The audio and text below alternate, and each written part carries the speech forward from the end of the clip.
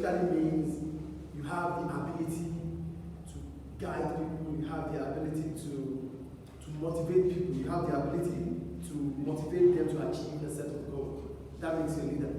It is not the same as a manager. Managers are there to give instructions, to ensure that the day-to-day activities of the business, day-to-day activities of the business are well taken care of. That is who a manager. I said stop, please. Stop. That is the work of a manager.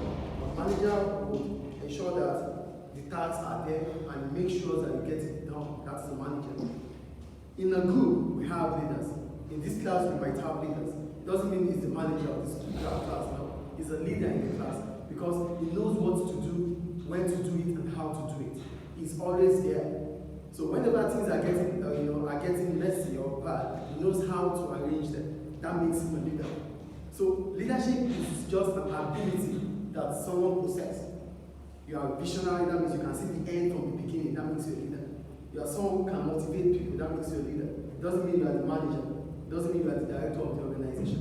But because you have that quality of putting the crowd together, organizing the crowd, and they listen to you because they trust you, because you have those skills, that makes you a leader.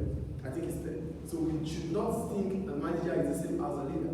So a leader could perform the role of managers, but not all managers are leaders, because their work is to ensure that the business activities are done and the business is successful. So whichever way they want to do it, it doesn't concern them. They don't need leader. They might not need leadership approach. Do you get what I'm saying there? Managers need tasks to be done. They want success. That's all. How they go about the success depends on their own beliefs, their own perspective. Do you get it? But there are leaders that perform the role of managers. So, but you have to put it in mind that not all managers are leaders, but all leaders will perform the role of managers. I think it's clear. So, for each organization, there are different leaders, and they have their own approach. So, my own approach might be different from your own approach. His own approach might be different from my own approach. Her own approach might be different from his own approach. I have my style. That's why we call it a style. I have mine. You have yours. So it depends on the kind of style you want that has been working for you that you want to use. And it depends on the kind of organization you are into. There are some organizations that there are some entities that you have to be autocratic, like the military. But when I start explaining each type of leadership style, it gets better. So for the leadership style, we have autocratic leadership style, we have paternalistic leadership style, we have laissez-faire leadership style, and democratic leadership style. They are not the same. Each of them has their own differences. So we start with autocratic leadership style. Why do we call it autocratic? It is autocratic because that individual is there, that leader is there. He makes decisions, and the only thing you have to do is obey the decisions, and that's all. He makes a decision, he tells you what to do, and you get it done. You have to just obey. So whatever your actions are supposed to be will be dependent on his decision or on her decision. Do we get autocratic here? The leader will take decision, will make decision, and is expecting you or she's expecting you to follow suit, to obey. Just like obey the last order. Like in the military rule, they said obey the last order. Obey the last order. This is autocratic. But go for paternalistic leadership style. It's almost the same as autocratic, but the difference between a paternalistic leader and autocratic leader is that for a paternalistic leader, he thinks about your welfare, he puts into consideration the welfare of the subordinates. Do we get it? He puts into consideration the well-being of the subordinates. He's going to take decisions, you have to obey, but he puts into consideration. He has that feeling, he has it. Oh, are they feeling okay about this situation? Are they all right? Can they carry out these tasks right now? He puts all these things into consideration. And if you have a kind of leader like that, he's called or she's called a paternalistic leader. I think it's better. The third one, democratic. For democratic leadership style, before we go into democratic leadership style, what is democracy itself? Democracy means the government of the people. The government is of the people. It's made for the people and it is put together by the people. That's why we said democracy is the government of the people, for the people, by the people.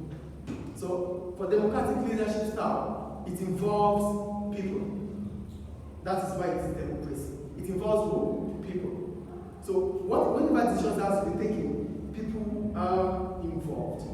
That's why we call it democratic leadership style. So, we have two types of democratic leadership style. We have the persuasive democratic leadership style, and we have the consultative democratic leadership style. So, we start with the persuasive.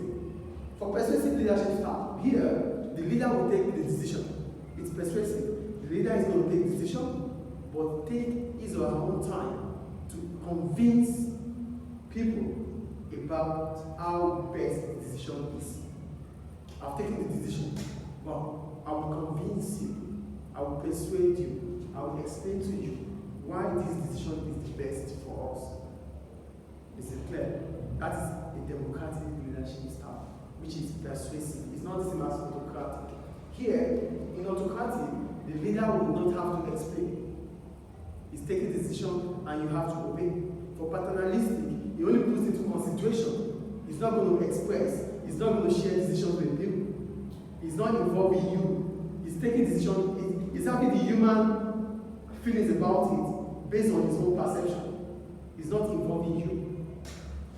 For democratic persuasive, here the leader is going to take the decision, will persuade you, convince you that this decision is best for the organization. Then we have the consultative democratic style. For consultative democratic style, here the decisions will not be taken by the leader will consult, will hear the views, the opinions of the people before decision is being taken. Either way, they are involved in people. That is why it is what? Democratic. Here, decisions have been taken will involve you to convince you that this decision is the best for us. Here, we're not going to take decision yet until we are able to gather information from you guys, then we take decision. I think it's better. So, why do businesses, why do people really support democratic leadership style? What are the reasons why they support for democratic leadership style? Number one, it reflects the trend which is public involvement in social and political life. It involves people. And when it involves people, it means we can hear the views, the opinions of people. So that means whatever decision we have to take is general. Because we have gathered information, we've gathered data, we have put these things together before we reach a conclusion. So because it involves people, it is one of the best things. And the trend is you involve people. That's the trend now. You don't just take decisions, you involve people. In political life, in social life, you involve people. If not, you're going nowhere. Two, it means about freedom to the working life of individuals. Because I am part of decision making, because I heard about the decision, because I was told about the decision, because I am convinced about the decision, I have freedom. It means I am not short. It means I am not compelled to get it done. I was involved. That's freedom. Is it? The third one, it is more effective because managers are able to tap into ideas, skills, and knowledge of subordinates. Because you are involving people, I'm going to hear the opinion of him, I'm going to hear your opinion, I'm going to hear his opinion, I'm going to hear our own opinion. I'm putting these things together. Every one of us are unique in our own way. We are unique in our own way. As a result of that, what you're going to give me, your talent, your intellect, your expertise, is going to be different from mine. His is going to be different from yours. So, putting all this together, that's why they said 2 heads is better than 1. Just not to talk about many heads. Do you get it? The fourth one, it motivates people. How is it motivational? It's motivational because you involve people. If I'm going to be part of decision making, it means I am being valued. I will be happy because I'm part of this decision making. If a leader calls me to seek my opinion, I will be happy. It means I am being valued. This is motivation. Is it clear?